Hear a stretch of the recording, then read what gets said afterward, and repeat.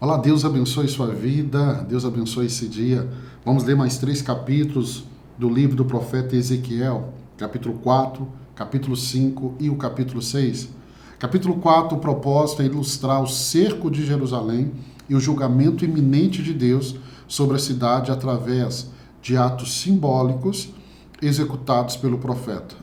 Ezequiel capítulo 4, ele descreve um conjunto de atos simbólicos ordenados por Deus para Ezequiel, que vai ilustrar o cerco iminente de Jerusalém e o julgamento que sobrevirá ao povo. Ezequiel é instruído a desenhar um diagrama de Jerusalém em um tijolo e a cercá-lo como um modelo de cerco, simbolizando o que acontecerá à cidade. Vamos lá.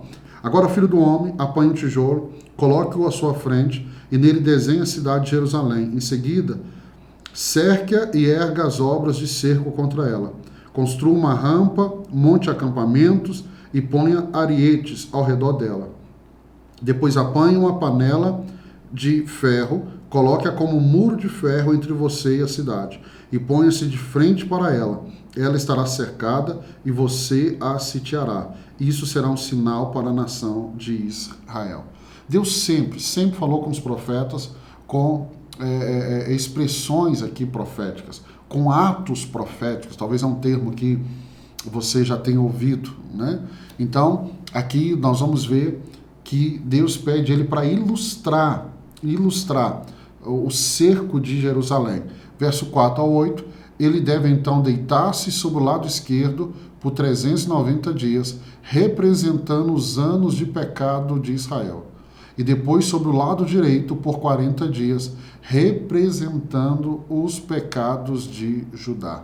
Então você vê que não é só uma mensagem oral.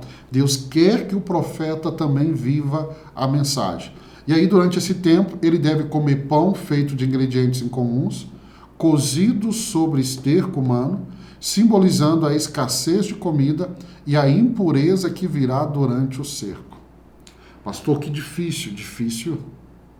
Por fim, Deus permite que Ezequiel use esterco de vaca em vez de esterco humano, mas o simbolismo da severidade do julgamento permanece. Então, olha o verso 16. Disse mais, filho do homem, eis que eu quebrarei o sustento de pão em Jerusalém, e comerão o pão por peso e com desgosto, e beberão a água por medida e com espanto. Então nós vemos aqui um juízo muito forte. Então você vê aqui o capítulo 4 falando desse cerco simbólico de Jerusalém.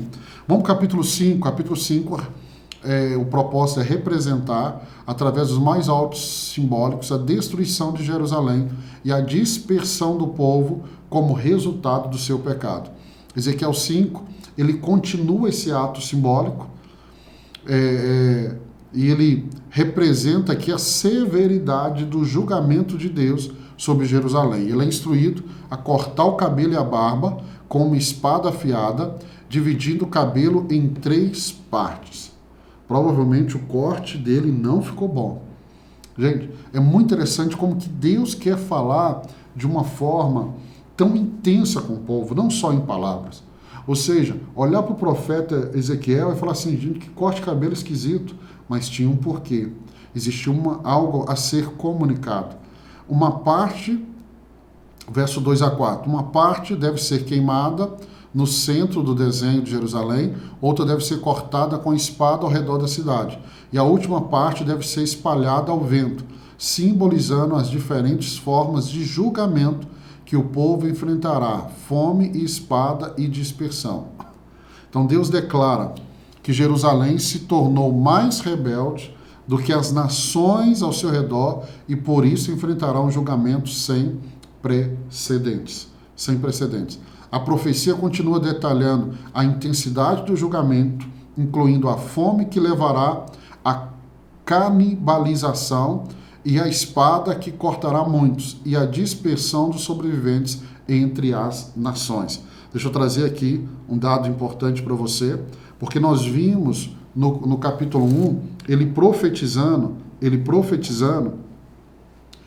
da Babilônia. E agora ele está falando do cerco.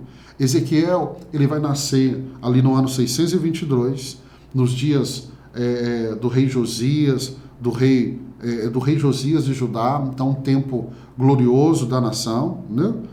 Ele vai testemunhar o cativeiro, né, no ano 605, né? E ele vai ser levado cativo no ano 597 a.C. para a Babilônia. Então ele começa o seu ministério no ano 592, quando ele tinha 30 anos, né? E Jerusalém cai em 586. Ou seja, ele começa o seu ministério 6 anos depois, a Jerusalém vai cair. Porque Ezequiel, ele profetiza antes do cativeiro, e nós estamos vendo aqui o capítulo 4, 5, mas a maior parte do ministério dele já vai ser lá no cativeiro da Babilônia. Vamos para o capítulo 6.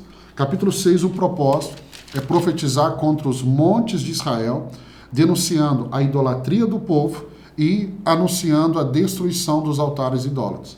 Então, o capítulo 6, ele contém profecias direcionadas aos montes de Israel, que eram frequentemente usados como locais de culto idólatra, e Deus ordena a Ezequiel que profetize contra esses montes, declarando que ele trará a espada sobre os altares idólatras, destruindo-os completamente. Quero te lembrar que uma das grandes razões do cativeiro, da destruição da cidade é a idolatria, né? Então, do verso 1 ao 7, ele descreve esse juízo sobre os montes.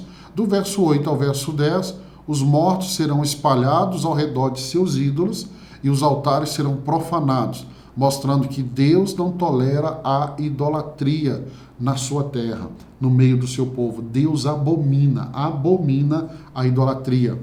E aí, do verso 8 ao 10, nós vamos ver aqui que há uma promessa de que um remanescente será poupado e levado ao cativeiro. E esses poucos reconhecerão que o Senhor é Deus. Esses poucos, os remanescentes, eles vão se arrepender de seus caminhos idólatras.